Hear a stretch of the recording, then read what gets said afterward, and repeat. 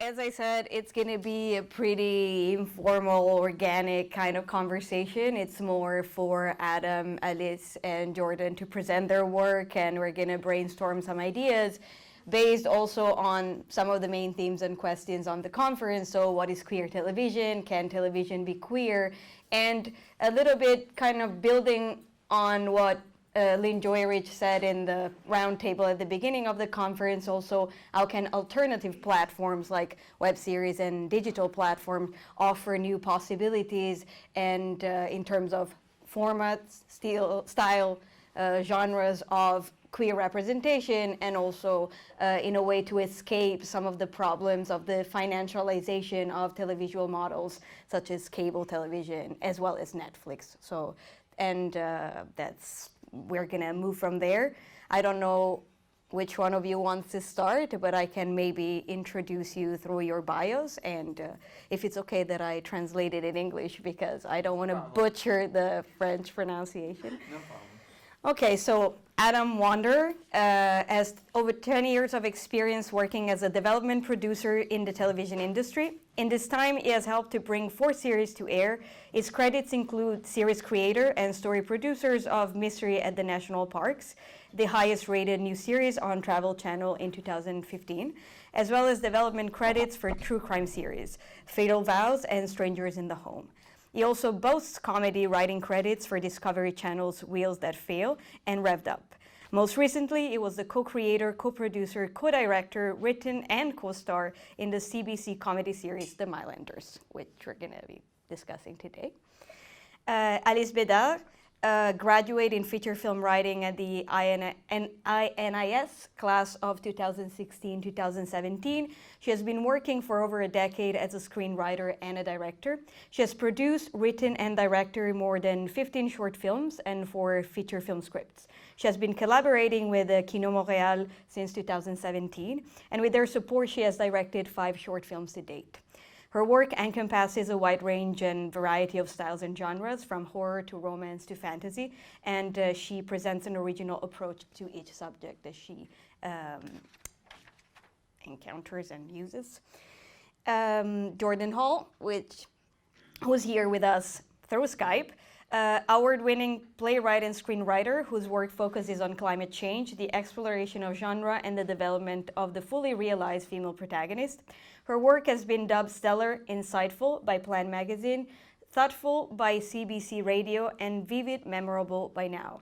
She has been an associate at Playwright Theatre Center, as well as playwright in residence for both PI Theatre and Up in the Air Theatre.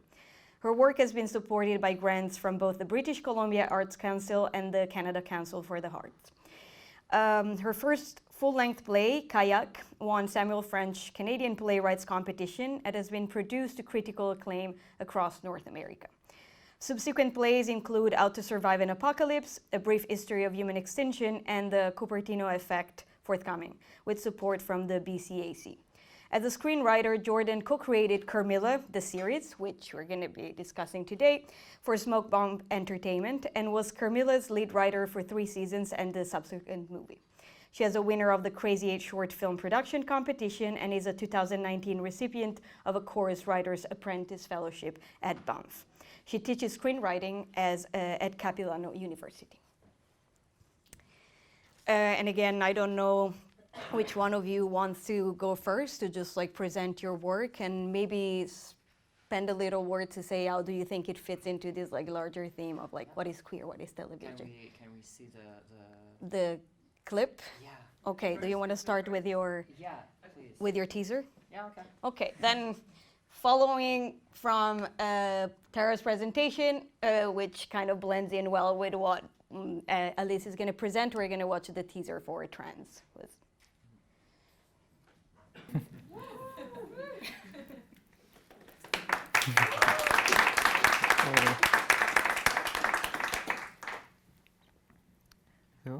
OK. Fait que juste Ouais, comme tu veux. c'est bon. Le monde m'entend, c'est bon? Cool. Fait que, oui, ben je voulais pas trop parler sans que le monde sache un petit peu de quoi il s'en retournait. Fait que Trans, c'est un projet de web-série, c'est encore en développement, c'est complètement en chantier, c'est parti d'une grande frustration que j'avais par rapport à la représentation trans en général dans le mainstream, au cinéma, télévision, whatever, des représentations de personnages trans faites par des personnes trans pour un public mainstream, ça n'existe pas. C'est assez...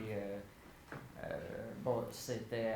oui, je pense que je te le disais tantôt, mais tu sais que tu voulais pas dire qu'il y avait des bonnes ou des mauvaises représentations. Moi, je vais être assez... je vais être assez honnête en disant que, selon moi, il n'y a pas de bonne représentation de personnages trans dans les médias, du fait que c'est toutes des représentations faites d'un point de vue extérieur. C'est tout du monde qui regarde de l'extérieur, qui se disent « Ah ouais, ça doit être à peu près ça, être trans », ou qui parle de la famille autour, ou qui parle des amis autour, et à quel point c'est une chose horrible pour eux de devoir vivre avec cette honte incroyable qu'est une personne étant trans dans sa famille. Donc, moi, je suis un petit peu tanné. Fait que je voulais représenter une histoire du point de vue d'une personne trans. Donc, ça reste une histoire de transition. Ça reste une histoire, mais c'est une histoire qui est pour la première fois racontée du point de vue de la personne qui le vit. Ce qui est un peu triste qu'on soit des pionniers à ce niveau-là, mais on est des pionniers à ce niveau-là. Fait qu'on voulait... donc, c'était l'approche qu'on voulait avoir, c'était juste de représenter l'histoire basée sur toutes sortes d'anecdotes que soit moi, soit d'autres mondes trans que je connais ont vécu. Donc, toutes les lignes qu'on entend là-dedans, c'est toutes des trucs que j'ai entendus ou je me suis fait dire. La dernière ligne du gars, ça doit être weird quand t'es tout nu, pareil. Ça, c'est verbatim. Donc, c'était ça, c'était de quoi qui était authentique et qui était du point de vue de la personne qui l'a vécu. Je pense que c'est ça, qu'on arrête de parler à ma place. Voilà. And there are like a couple of very interesting things already in the way you were phrasing the project when we met the first time, and then I watched the trailer and now you're explaining it. And one of the central things that you like presented to us from the get-go was this idea: I want to make something that speaks for us, but it's also for a mainstream audience, which is something that I think, in a way, it's also a common thread for the three of you, because all three, well, yours is kind of, as you say, work in progress. Adam is already like out with the second season, and Jordan, like it made a movie out of the web series. So in a way, these are also products that are particularly it's a well-known at this point by also like an audience that is not necessarily, it is from within the community, but also more mainstream. So maybe one of the things that, and one of the questions that I had for everybody on the panel, starting a little bit from your explanation of your project, is how do you envision this collaboration or this possibility to reach out to the mainstream while at the same time maintaining this authenticity that surrounds the representation of the community, gay community, queer community, the lesbian community, the trans community. And this can be is for you as well as for everybody. So we can start with you because you went first, Yeah, and then sure. we can just like. OK. C'était très important pour moi que la web-série fonctionne à deux vitesses, finalement. Que ce soit en même temps quelque chose qui puisse donner pour la première fois, pour le monde trans, une bonne représentation à l'écran. Une représentation que tu es capable de pointer du doigt et de dire « oui, ça c'est moi ». Ça, j'ai vécu ça fait partie de ma réalité, ça c'est ce que c'est. Et en même temps, d'arriver à être un espèce de trans 101 pour le monde qui n'ont aucune espèce d'idée c'est quoi, et même qui ont des préjugés négatifs, qui se disent « ah ouais, c'est tous des weirdos, des gars avec des robes »,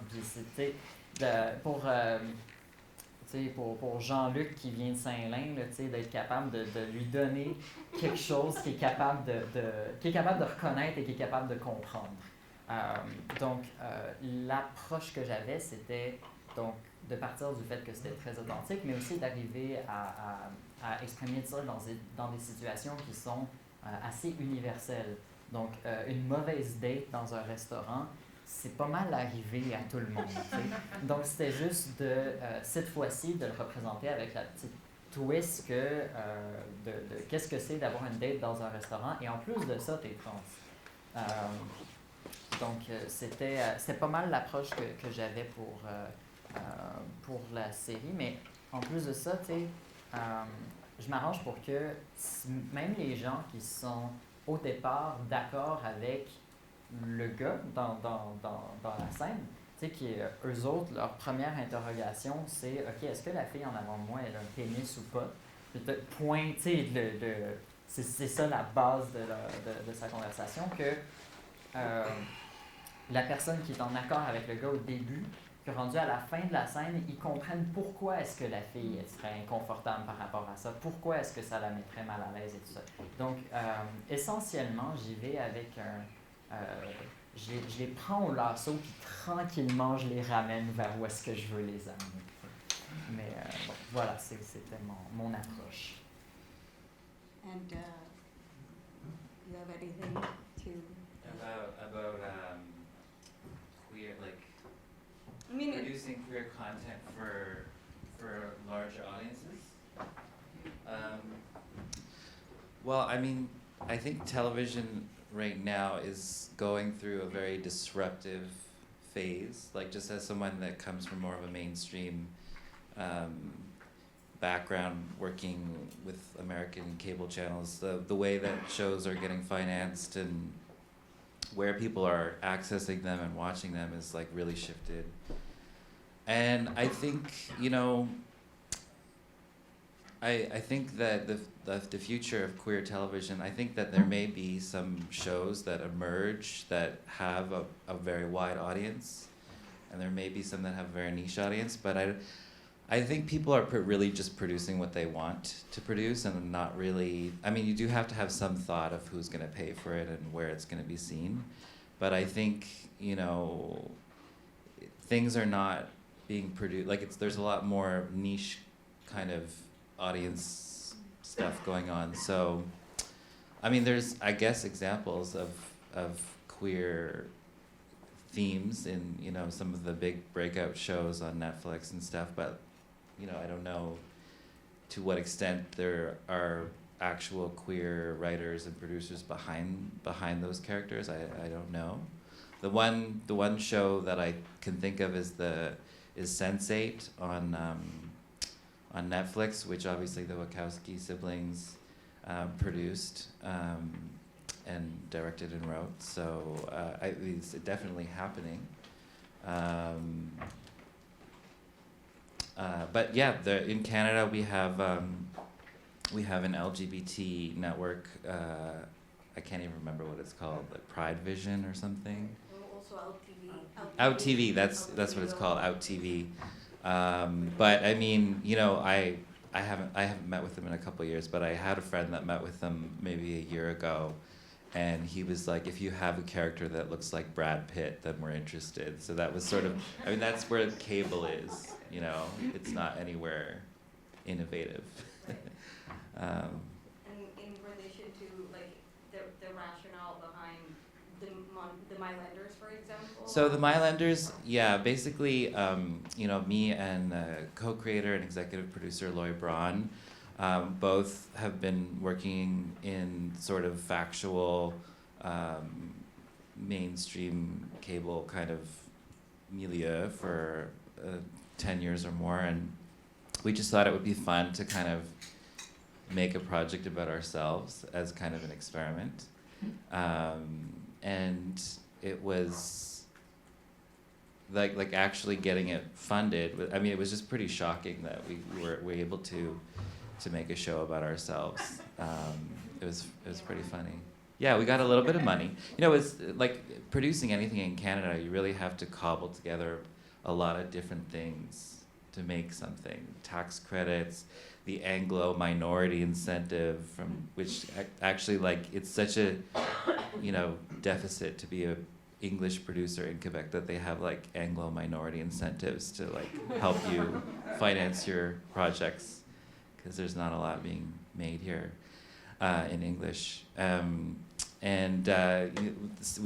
got local CBC money, and then we also got some from the CBC Digital, CBC Comedy in Toronto, so, and tax credits, so it's like, you know, a mosaic kind of thing. And CBC is, you know, they're doing a lot of interesting things, but, you know, in terms of the longevity of any kind of niche show on CBC, it is a publicly funded broadcaster, and there's a lot of people in the country that probably would not like the Mylanders at all. So you know, they have to weigh these things. There's a politic to what they green light and how much money they give their main projects. They have to find the equilibrium in the country. And so in a way, from the way you're phrasing it, you're defining it as a niche show yourself. Yeah, like I don't think our show, I mean, it's just not going to appeal to well, no. Yeah, I don't think so. Or the specific population of Myland in Montreal. Not even those people. Maybe not even our friends. I don't know. Should we watch it? Yeah, exactly. I was about to say. Oh yeah, so I'll just explain quickly. Season 1 was produced as a 1-hour documentary for CBC Montreal, and then cut up into 13 webisodes for CBC Comedy. So this is webisode 1 of season 1, which was unscripted. And then season 2, which will air on CBC Gem, which is their digital OTT, is going to air May 24th. So at 9 a.m. on a Saturday. I don't know what that is as a slot. But it's an OTT platform, so you can watch it whenever you want.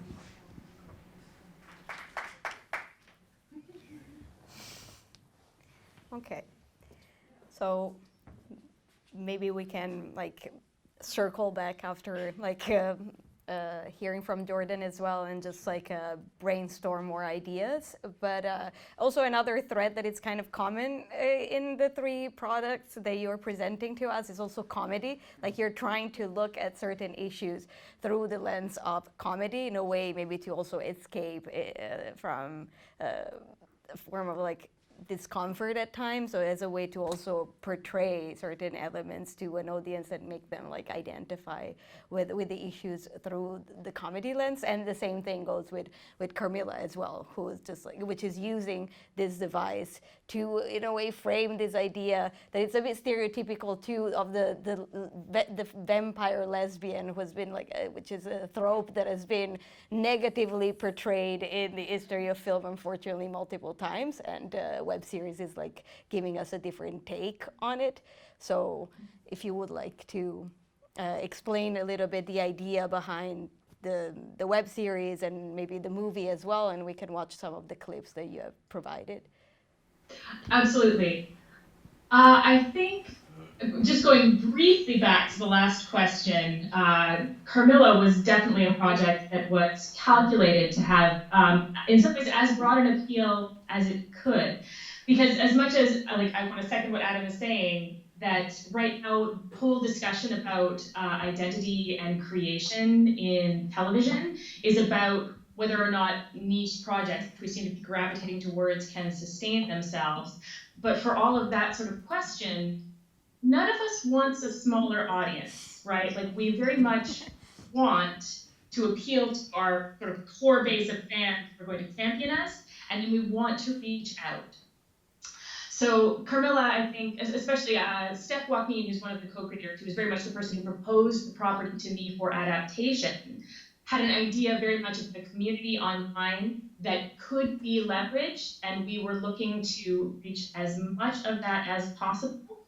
And within that, then we're looking for, well, it's an adaptation. So we're looking for genre elements that are going to work for us.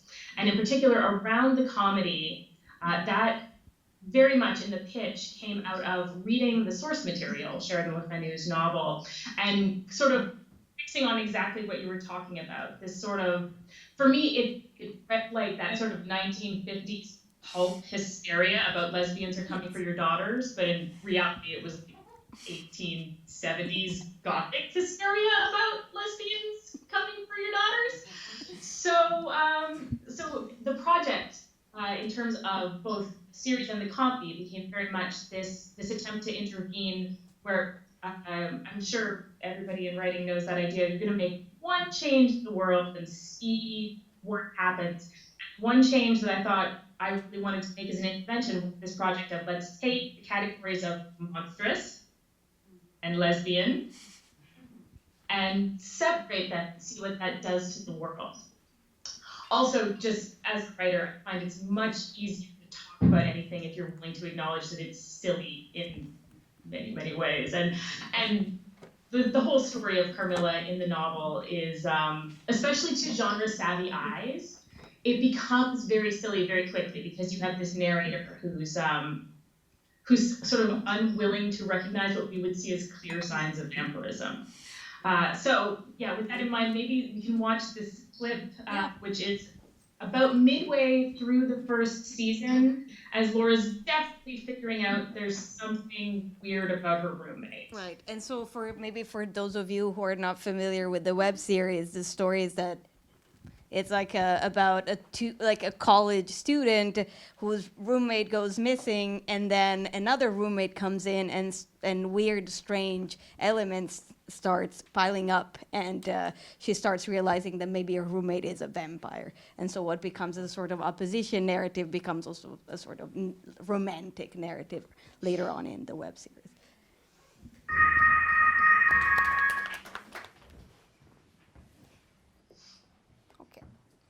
So I guess that maybe to go back to the question of comedy, but also maybe to the question of format, it could be interesting for all of you to just like comment also on why web series, like why choosing this specific format, this specific platform in relationship to something that we have been discussing for the past 2 days, that is, are these digital platforms giving you more freedom in terms of artistic creative freedom, not also financially? Possibly, but also the possibility to explore, experiment with the format more than maybe more conventional, more traditional televisual formats. If yes or no, it doesn't necessarily have to be the case. Ouais. En fait, la raison pour laquelle nous, on est allé avec une web série, c'était une fille qui m'a aidé à concevoir le concept à la base, qui, elle, avait fait une web série l'année d'avant, qui m'a dit que c'était le bon format pour mon idée, mon projet, ce que je voulais faire, du fait que c'était quelque chose qui nous donnait beaucoup plus de liberté par rapport à ce qu'on voulait dire, et c'est surtout quelque chose qu'on pouvait faire plus rapidement. Parce qu'un projet que tu veux vendre à la télévision, ça peut prendre 5-10 ans, assez facilement. Donc, l'idée qu'on voulait amener, c'était un projet qu'on voulait faire ici, maintenant, puis on voulait parler de toutes sortes de sujets qui auraient été un petit peu trop tabous pour les matantes de 40 ans qui regardaient le samedi soir. T'sais. Donc, moi, c'était très clair en partant que je voulais jaser de sexualité de manière très, très ouverte, très, très open, de toutes sortes de manières, en fait, parce que c'était ça ma réalité aussi. C'est des gens que je connais pas qui viennent m'aborder dans un party pour me parler de ma sexualité. T'sais.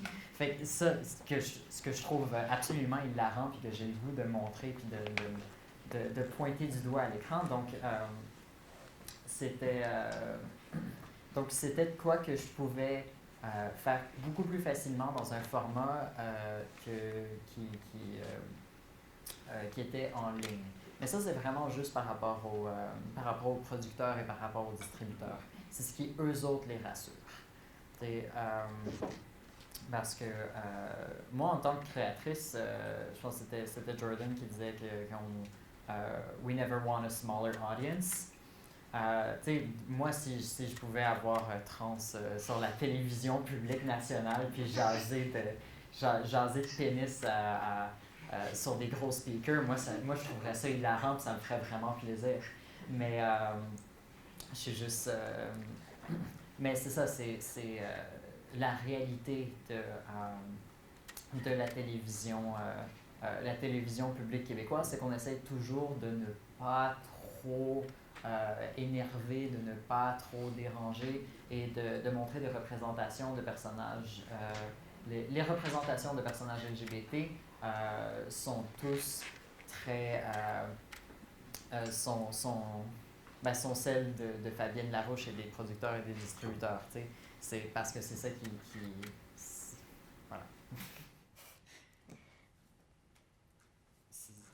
And I'm curious if you find any similarity, or the both of you actually find any similarity in this idea that it's actually more the producers that are pushing for a web series because the format is more, it's easier to sell to a certain public given the implications of like including queer content in it, or if it was like your choice from the beginning to go with it. Well, I think any creator would prefer a full television budget over a web series budget. I mean, you even said, give me $400,000. Like, yeah, give us like lots of money. Oui, c'est ça. Je passe l'annonce tout de suite. Parlez-en à vos amis. Si vous avez 400 000 $, comme ça, ben venez me voir, ça va me faire plaisir, puis on va s'en parler, puis je vais vous faire une super récurrente de bonne website.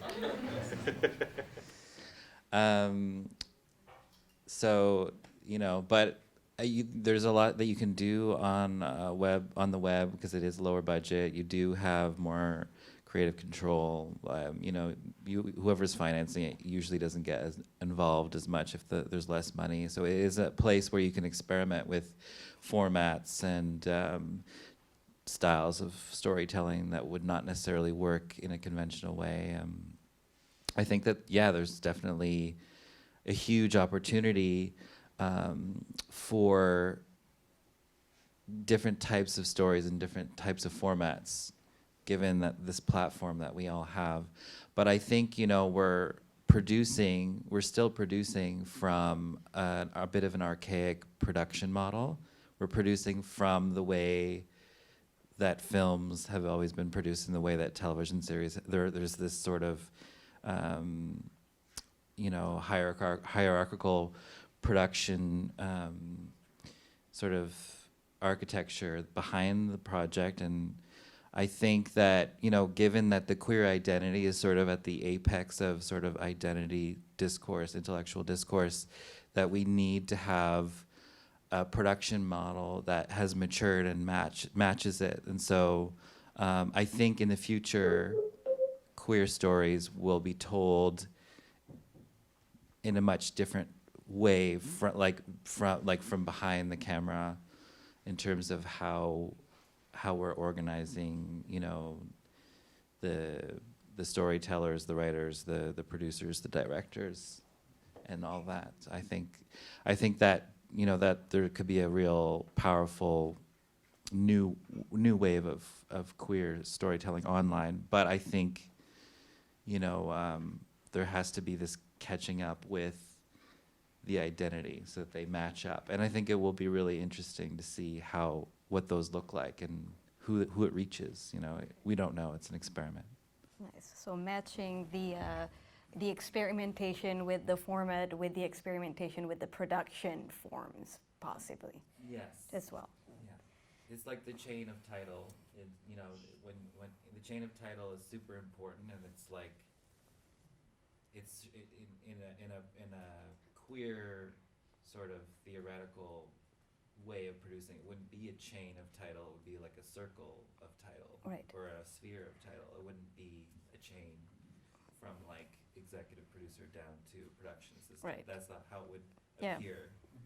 Which is also, this is not supposed to be too academic, so I'm going to just like open a small parenthesis, because what you're saying, it's kind of interesting and fascinating for talking also about what Lynn Joy Rich also mentioned multiple times, the queer temporalities and spaces that could find their place in the digital platforms, and maybe also thinking of this approach not as a hierarchy but as a circle goes very much into this idea that queerness is something that disrupts linearity, so tends to just like develop as like a sort of a rhizome or a network rather than something that is like constructed linearly. So maybe that also seems to be more in line as a production like method as.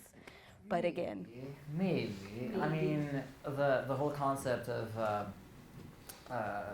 hierarchy in cinema is to me a huge problem that creates kind of an elitism that I hate. And I know that like on my sets, I have decided that there would be no hierarchy. So anyone present on the set is considered at the same level, right? I'm not above everyone because I created this story. I wanted to say I'm just that cool. No, but my job is just to have the central vision, but that doesn't make me. It just means that's my job, right? So that's the way I would like to see cinema done, not just in LGBT context, but in general, yeah. Well, I mean, this could be a good time where actually we take something that is like the periphery and we bring it into the center, right? Why can't queerness be at the forefront of something rather than the other way around? Yeah. Ideally. And to bring Jordan into the conversation, like because I feel that the distance with the Skype is like palpable. Like, what about your approach to the format of the web series, which then turned into a movie? So it's kind of an interesting trajectory. Well, for Carmilla, I mean, a lot of that was dictated because like I came in and I created a lot of the work, but it was work for hire. Steph had this sort of idea of we want to adapt Carmilla. We want something that looks like the Lizzie Bennet Diaries, because the Lizzie Bennet Diaries in the States have been doing really, really well. And so that idea of like, we're going to adapt what this epistolary address in the novel to this sort of blogging address that Laura's going to have was very much sort of pre-dictated.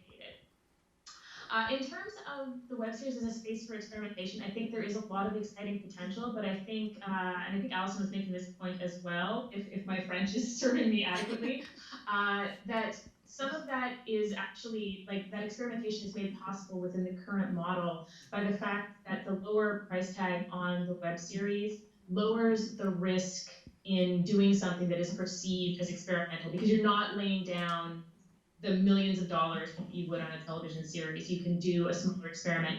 And more we're seeing within this model that a lot of studios are leveraging a digital arm as a way to experiment with concepts before seeing if they are viable to move to a larger format. And so as much as like I really love always like the utopian rhetoric about how we're going to change the system, I do wonder how much this is a way, and like for me in particular, the Writers Guild had a bit of a kerfuffle a little while ago, where like some very large digital producers or at least streaming video distributors were looking at paying writers under the digital clause of their contract, which wouldn't involve residuals, as opposed to under the television clause, which would involve residuals. And so you see this sort of thing where media, because they are disruptive, sometimes allow us to disrupt norms that have been protecting the creatives in the process, rather than necessarily, or maybe protecting them and stifling them at the same time. Like that, because of flux, we don't 100% know.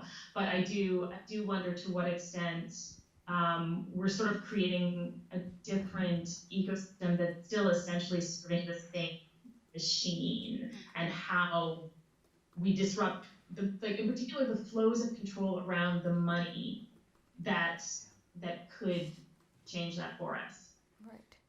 And I mean, that's what's more like that's why I think that this roundtable was conceived by Joël and Marta as a way to bring a concrete perspective from within the industry to help us also think about some of these questions that we have in this conference about, yes, what is queer television, but also what makes queer television in the practical term. That is it serving the same like models and the same just like structures, or there is a way to go beyond that, as you were saying, if it's just like serving the same masters or kind of like... J'aimerais dire quelque chose par rapport à ça, par contre.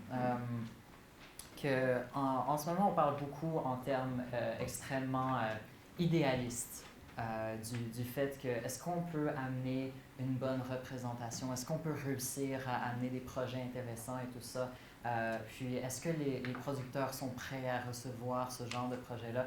Les producteurs et surtout, en fait, c'est les distributeurs qui ont le réel pouvoir. Les producteurs essayent de plaire aux distributeurs, mais c'est les distributeurs qui ont le réel pouvoir. Et la réalité de ça, c'est qu'eux autres s'en contrefoutent. Eux autres, ils n'ont pas d'idées, ils n'ont pas d'idéaux de représentation, ils n'ont pas été dans des cercles académiques, ils n'ont pas lu aucun texte par rapport à ça. Eux autres, ils s'en contrefoutent. Tout ce qu'ils veulent faire, c'est de la télé puis avoir de l'argent pour présenter des programmes. Fait à partir de là, mon projet de web-série n'a pas eu le financement pour ce tour-ci. Puis on a appris le pourquoi de la chose. Et le pourquoi de la chose, moi, j'ai trouvé extrêmement intéressant. Entre autres, on s'était essayé pour TV5 et une des choses qui s'est passée avec TV5, on a appris après coup, c'était que TV5 c'est la francophonie, c'est l'international et on a été mis on the line à partir du moment que eux autres se sont dit ouais ben ça se vendrait pas très bien en Afrique votre projet. C'est pas plus ça s'en va pas plus loin comme logique. Donc, tu sais, puis après ça, tu sais, il y a d'autres institutions que eux autres, la manière dont ils vont fonctionner, c'est qu'ils ont une checklist avec différentes choses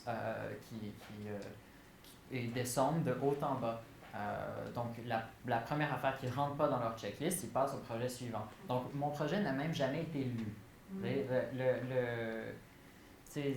C'est pas ça qui est important. Le sous-texte et l'importance du projet pour la communauté et tout ça, ils s'en foutent. Ça rentre même pas dans leur discussion. Une des raisons pour lesquelles on a été refusé, c'était parce que notre script éditrice n'était pas assez prestigieuse. Donc, si les gens dans la salle savent c'est quoi une script éditrice, ben bravo. Mais aussi, vous savez à ce moment-là que c'est pas le truc numéro 1 que les gens considèrent avant de regarder s'ils s'en vont regarder un projet ou pas. T'sais. Donc, en fait, on est des idéalistes avec des points de vue très rationnels en train de parler à des gens qui ont un point de vue sur le monde complètement différent. Donc, essentiellement, on est en train de parler en mandarin à du monde qui sont en train de parler en suisse-allemand. C'est à peu près là où on en est en ce moment. Donc, je suis rendu un petit peu cynique par rapport à ça. Je vais être honnête.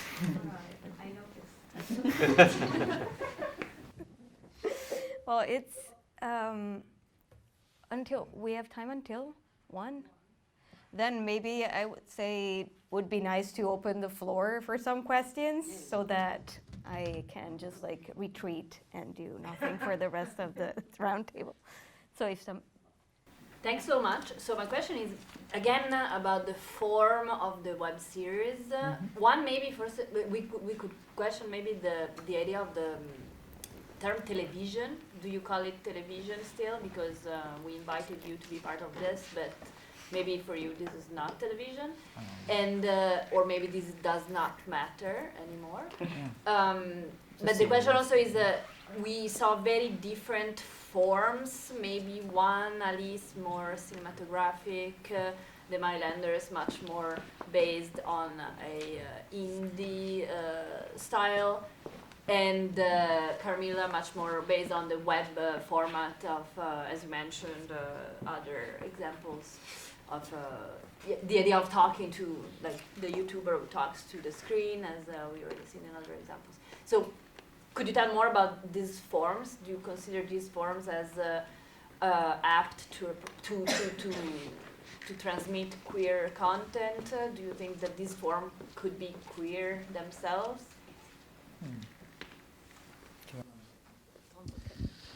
Well, our project actually had a broadcast license, and it aired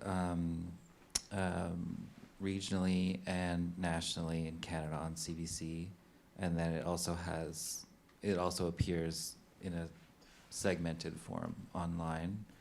In terms of the queerness of it, I mean, it's I would say it's somewhat queer, but not really the focus of it. It was, I think, what is queer about it is the authenticity of it, maybe.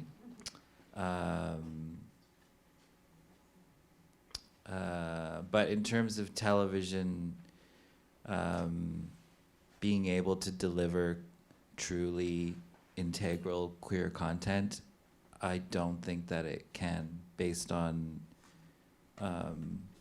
the fact that it's just an archaic model for producing storytelling. I don't think that you can, from like the ground up, really integrally produce a queer project in the academic sense. I don't think it's possible. I think the web is where you will be able to tell these stories, and the format, I can't say what it will look like. I don't think it's been done yet.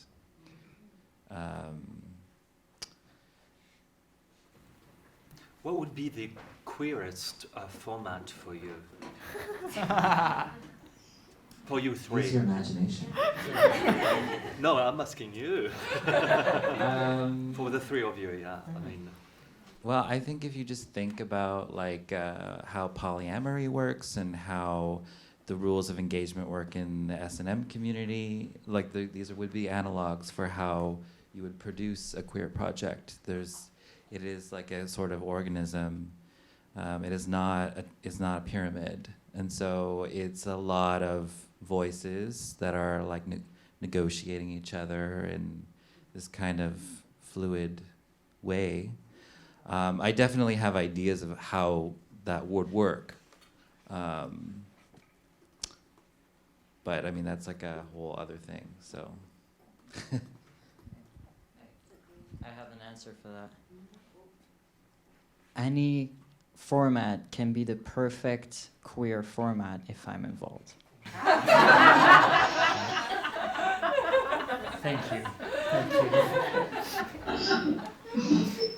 No, but seriously, I don't think there is. I don't think there is one format, because queerness and being gay, being lesbian, being trans is just it's just an integral part of society. It's just part of everything. So it just seeps into every single crack. So we can just be everywhere, right? I mean, that's the perfect world for me.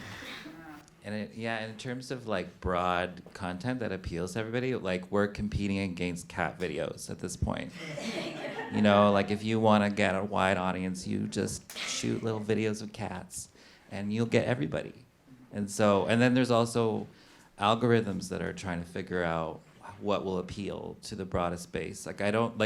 When humans start having to compete with cat videos and algorithms, the rules of engagement change. We have to reinvent how we do this, and relying on the gatekeepers of corporate money to we will get some of that money for sure, but I think that there has to be a much more limber kind of different approach into the traditional model.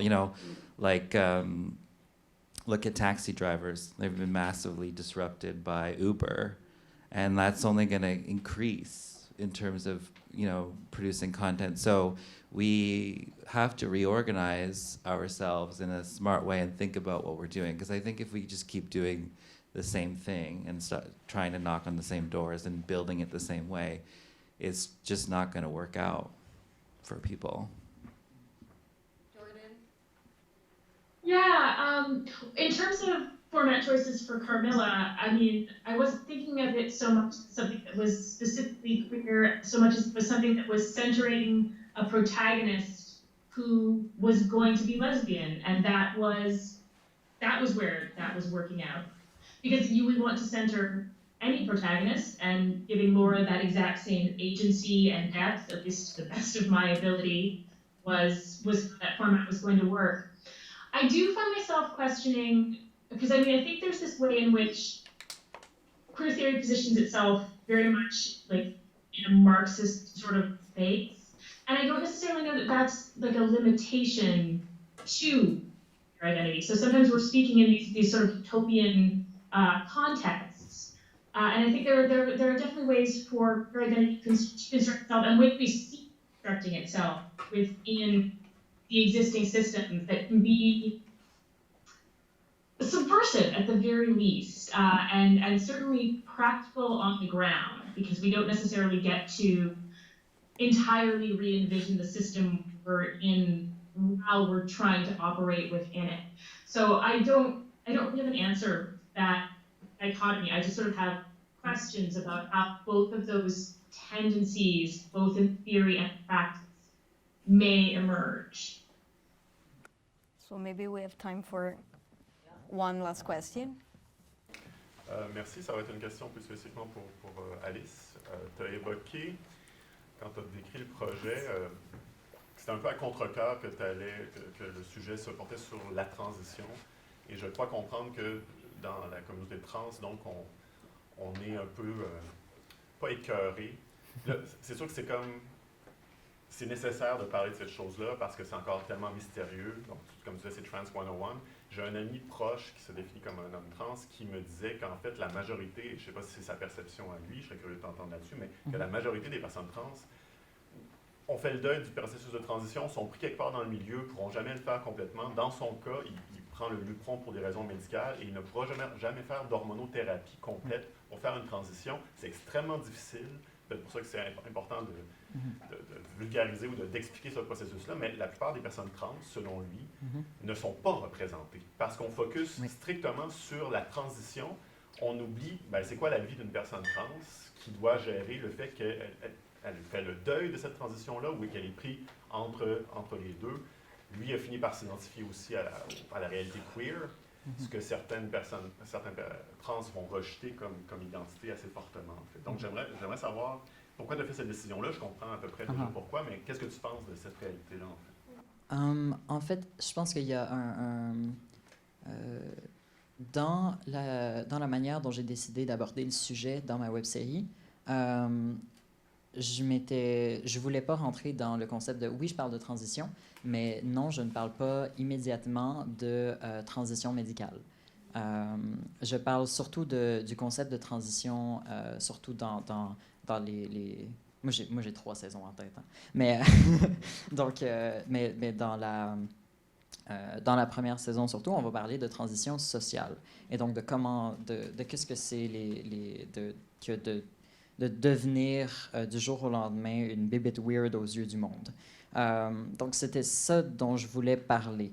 Alors, le personnage dans la première saison veut commencer les hormones, mais ne peut pas.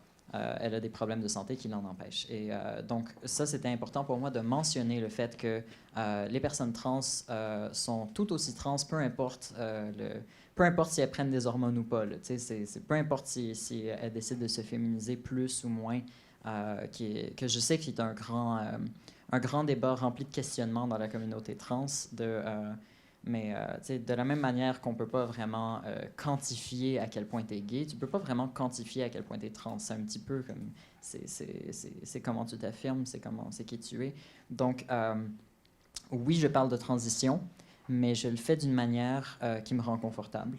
Et je le fais d'une manière qui parle des choses qui sont importantes pour moi. Donc, je prends toutes les choses qui m'énervaient par rapport à la représentation, je les tasse à côté, puis je reconstruis from the ground up. C'est ça. C'est bon? Okay. It's a very, very small question about little films. So you were mentioning you were competing with little film of cat video. So I'm just asking the question because we saw Carmilla and we saw the Mylanders, which is a smaller format.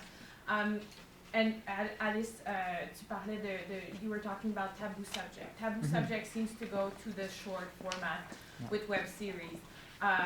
Here, for example, well, we can think about Féminin Féminin, that was a shorter version and then was put a show on Arte TV as many clips and then became a longer version.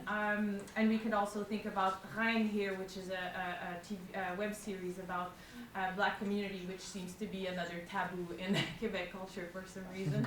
But I was wondering if these subjects that are not tackled by mainstream television seem to go on the web or have more freedom to develop on the web, but also in smaller format. I was hearing an interview with Seneb Dab, which is the fiction numérique director at France Télévisions, was saying, I'm tired of thinking of web series as smaller format. So I was wondering if you could maybe talk about the possibility, but also the limit of thinking of web series in smaller length. I mean, a smaller time space, and also Alice, if you could talk about the format that you're envisioning for your web series. Is it going to be shorter clip, longer clip, in terms of minutes, and how narratology speaking the possibilities and limit of that kind of format? Yeah, I'm gonna be very, very cynical for half a second. The shorter formats cost less money, so it's easier to finance. That's mostly why, right? If you want an answer of why do we like artistically go for shorter format, it just costs less. But from there, what I'm envisioning for my web series is a pretty big web series.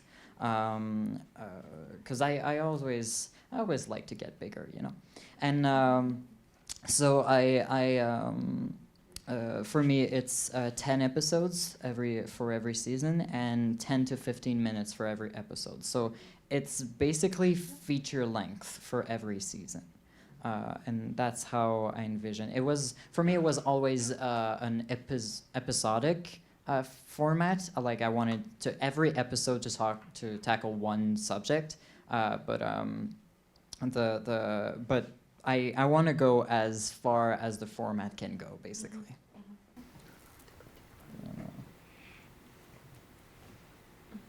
Okay.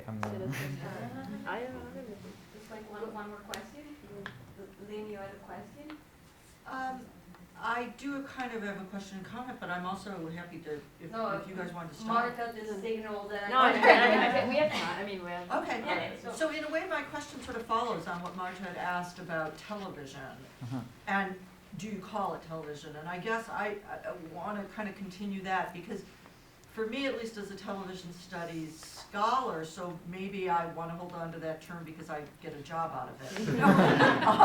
But I also maybe politically, I'm curious what you guys think about calling it television or engaging with television, not only in terms of what it means for format and financing, because I totally hear you guys about that it's easier to get financing and you can in a way experiment more with the format if it's on the web.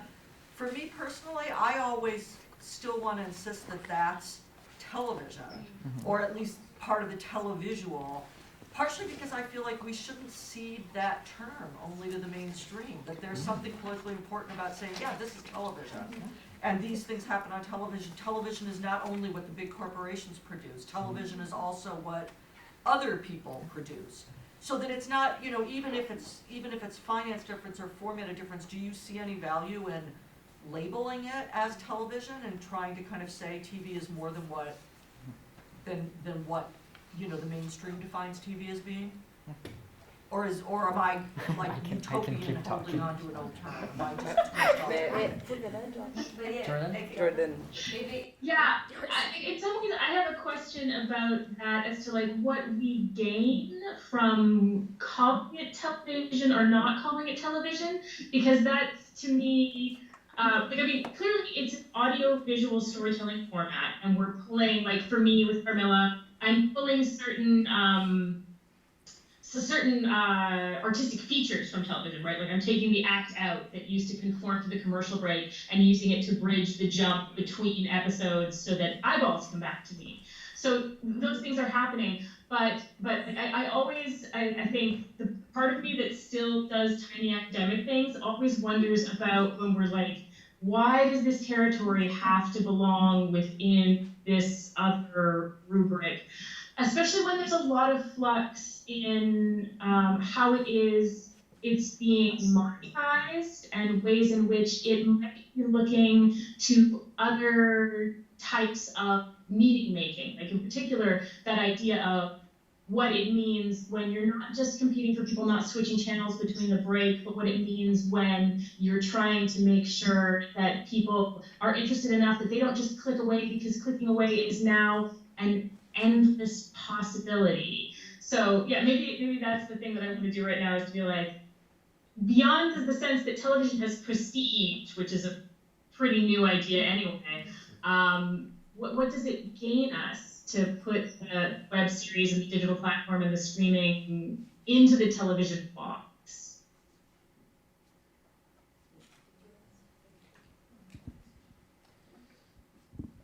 Well, it's a budget thing, I think, at the end of the day. Like, if you develop a successful web series, you will end up on HBO. That's what happens, right? Like, that's what happened with, what was the marijuana show?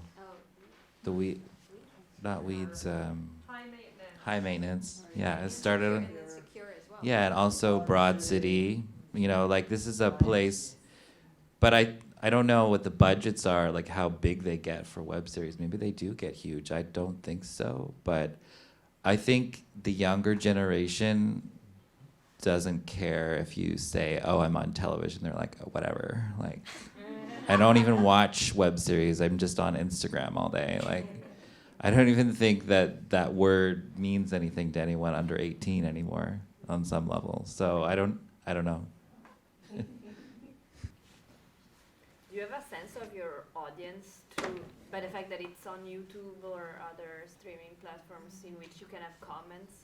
Do you have a sense of, do you have comments? Do you take into account what people want or how they comment, how they react to your clips? I mean, I have had a lot of, I've had a surprising amount of comments from and a surprising amount of steam coming from just a little teaser. But the comments have been mostly from the trans community and the queer community as a whole. Yeah, it has an influence on me in the sense that I feel a huge responsibility to do things right, and to make the right kind of representation. But apart from that, in terms of what content I want to show, not really. I have stopped caring about what people think for a very long time. So yeah, that's yeah. Can I just follow up back to what Jordan, the question that you asked about what do you gain? I don't really know, but I guess I do think that there's a way. Like, it's interesting that you said now that television has prestige. I still think of television as not having prestige, the way that, let's say, cinema does. Right. Or even, I feel like kids today, like, the latest thing is always digital. And there's, I think, always this move to kind of say, oh, we're doing the new, sexy thing. Which I feel like, even as you guys are doing things that are amazing and alternative, to have that discourse of it always has to be the new thing is already, I feel like, commodity culture logic, right? Like product obsolescence, and now we move on to the new thing.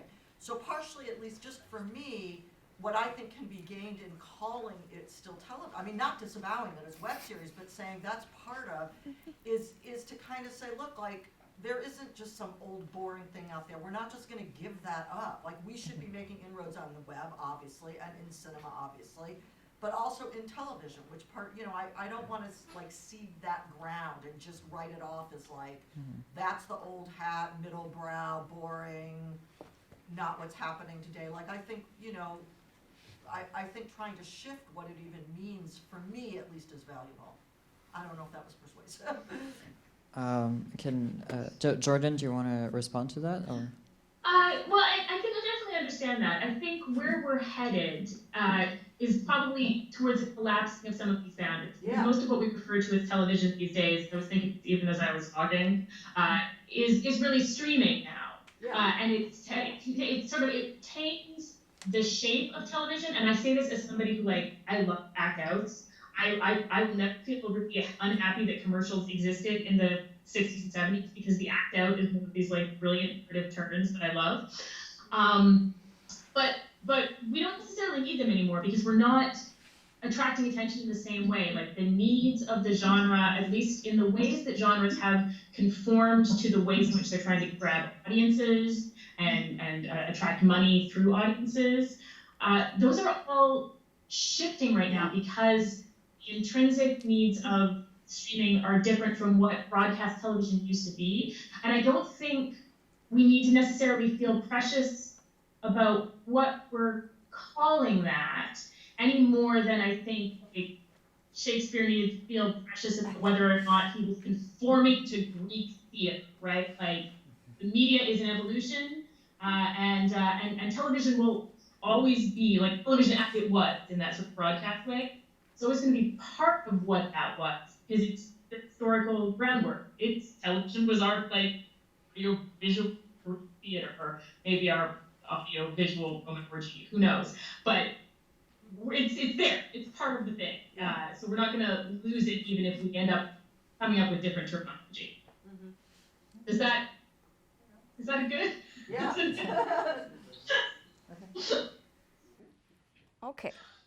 Well, it's Marta is green lighting the fact that we can stop here. So I guess it's a wrap.